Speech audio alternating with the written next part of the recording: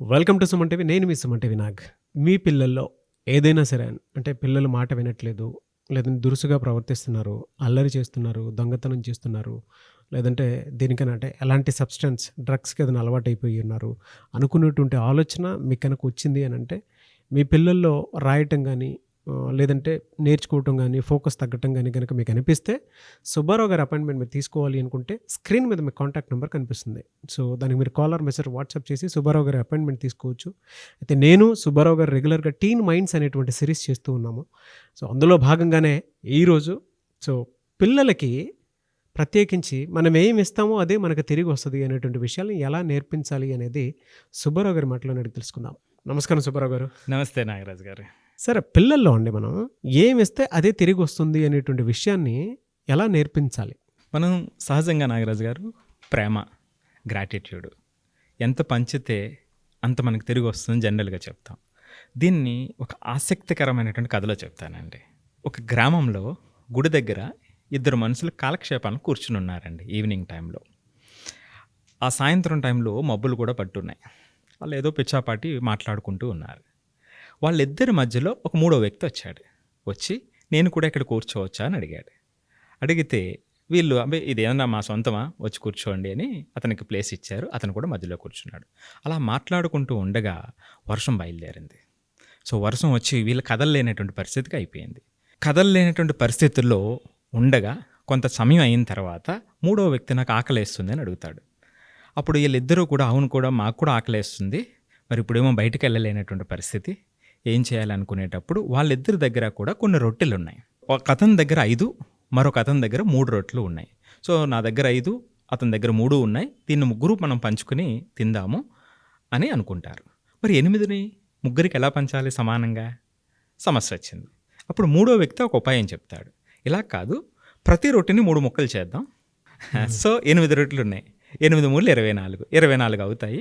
So ఒక్కొక్కరికి 8 రొట్టెలు వస్తాయని ఆయన సలహా ఇస్తాడు. ఓ ఇదేదో బాగుంది అని ఆ పని చేస్తారండి. అలా ముక్కలు చేసి ఒక్కొక్కరు 8 ముక్కలు తీసుకుంటారు. అయిపోయింది. ఇక చీకటి పడిపోయింది, ఇక వెళ్ళలేనటువంటి పరిస్థితి కాబట్టి అక్కడే గుడిలో పడుకుంటారండి. పడుకుని ఉదయాన్నే లెగిసినప్పుడు మూడో వ్యక్తి వీళ్ళిద్దరికీ ఎంతో కృతజ్ఞతతో, మీరు నాకు రాత్రి భోజనం పెట్టారు, సో కాబట్టి మీకెంతో థ్యాంక్స్ చెబుతూ నా దగ్గర ఒక 8 బంగారు నాణ్యాలు ఉన్నాయి, మీరు పంచుకోండి అని ఆ 8 నాణ్యాలు వీళ్ళిద్దరికీ ఇచ్చి వెళ్ళిపోయాడండి. వెళ్ళిపోతే అప్పుడు ఈ రెండో వ్యక్తి 3 రొట్టెలు ఇచ్చినటువంటి వ్యక్తి నా 4 నాకు ఇచ్చే, నేను వెళ్ళిపోతాను అన్నాడు. అతనేమన్నాడు, నీకు 4 రావు, నువ్వు 3 ఉన్నాయి నీ దగ్గర రొట్టెలు, నా దగ్గర 5 ఉన్నాయి, నాకు 5 వస్తాయి, నీకు 3 వస్తాయి అన్నాడు. లేదు అలా కాదు, మన ఇద్దరికి కలిపి ఇచ్చాడు ఆయన, సరిసగం వస్తాయని ఇద్దరు గొడవ పడటం మొదలుపెట్టారు. గొడవపడి వీళ్ళిద్దరూ చివరికి న్యాయాధికారి దగ్గరికి వెళ్ళారు. న్యాయాధికారికి చెప్పారు ఈ విషయం అంతా కూడా. అంతా విన్నాడు అతను. విని తీర్పు రేపటికి వాయిదా వేశాడండి. రిజర్వ్ చేశాడు తీర్పుని. సో అప్పుడు ఇంటికి వెళ్ళి పడుకున్నాడు. ఇంటికి పడుకున్న తర్వాత అతనికి కల వచ్చింది. కలలో దేవుడు అడిగాడు, రేపు తీర్పు ఇస్తున్నావా అని. ఇస్తున్నాను, రెండో వ్యక్తి చెప్పినట్టుదే కరెక్ట్గా ఉంది, అతని దగ్గర 5 రొట్టెలు ఉన్నాయి, అతనికి 5, ఇతనికి 3, అదే కరెక్ట్గా ఉంది, సో నేను దాన్నే ఇవ్వబోతున్నాను అన్నాడు. లేదు, నువ్వు తప్పుగా ఆలోచిస్తున్నావు, నువ్వు కథ సరిగా విన్నావా అని దేవుడు అతన్ని కలలో అడిగాడు. విన్నాను, అయితే తప్పు ఇది. రెండో వ్యక్తి అంటే 3 రొట్టెలు తెచ్చినటువంటి వ్యక్తికి 1 నాణ్యం వెళ్తుంది, 7 నాణ్యాలు మొదట అతనికి వెళ్తుంది అని చెప్పాడు. ఇదేంటి స్వామి అలా ఎలా వెళ్తుంది అని అడిగాడు. అదే కదా. సో అయితే ఒక్కొక్క రొట్టెని ఎన్ని ముక్కలు చేశారండి? 3 ముక్కలు చేశారు. మరి రెండో వ్యక్తి దగ్గర ఎన్ని రొట్టెలు ఉన్నాయి? 3 రొట్టెలు ఉన్నాయి. ఎన్ని ముక్కలు అయినాయి? 9. సో 9లో ఎన్ని తినేశాడు? 8 తినేశాడు. మరి ఒకటే కదా ఉంది. ఇతని దగ్గర 15 ఉన్నాయి, 8 తింటే 7 ఉన్నాయి. సో ఈ మూడో వ్యక్తి ఇతని దగ్గర 7 రొట్టెలు తిన్నాడు, 7 ముక్కలు తిన్నాడు, ఇతని దగ్గర 1 ముక్క తిన్నాడు. సో కాబట్టి 7 నాణ్యాలు ఇతనికి, 1 నాణ్యం ఇతనికి వెళ్తుందని దేవుడు చెప్పాడు. నెక్స్ట్ డే న్యాయాధికారి వెళ్ళి ఇదే తీర్పు చెప్తే రెండో వాడే 3 ఇస్తానన్నాడు స్వామి, నువ్వు మరీ దారుణంగా 1 ఇస్తున్నావని బాధతో వెళ్ళిపోయాడు అనమాట అండి. అంటే ఈ కథ ఏం చెప్తుందంటే ఎంతో అర్థం ఉందండి ఇందులో. సో దేవుడు మనం ఎంత పంచితే అంత ఇస్తాడు. మన ఆలోచన, మన లెక్కలు వేరు, దేవుని లెక్క వేరు అని ఈ కథ చెప్తున్నటువంటి సారాంశం అండి. ఓహో! పిల్లలకంటే మన చుట్టుపక్కల అందరూ మనల్ని గమనిస్తూ ఉంటారు. హ్మ్. మనం ఏమిస్తే, మనం ఎంతిస్తే అదంతే తిరిగొస్తది. వస్తుంది అనేటువంటి అంటే ఒక గ్రాటిట్యూడ్ సహజంగా ఉందో కదా! సో, లెక్కలతో సహా ఉంది ఈ కథలో. అవును. సో, అద్భుతమైనటువంటి కథ అండి. సో, అంటే ఇవి ఏమవుతాయంటే అండి, పిల్లల మనసులో నాటుకుంటాయండి. ఇప్పటికే రాజకుమౌళి గారు చెప్తారు, నేను చిన్నప్పుడు చదివిన చందమామ కథలు నాకు పునాదిన ఆలోచనలకని. హ్మ్.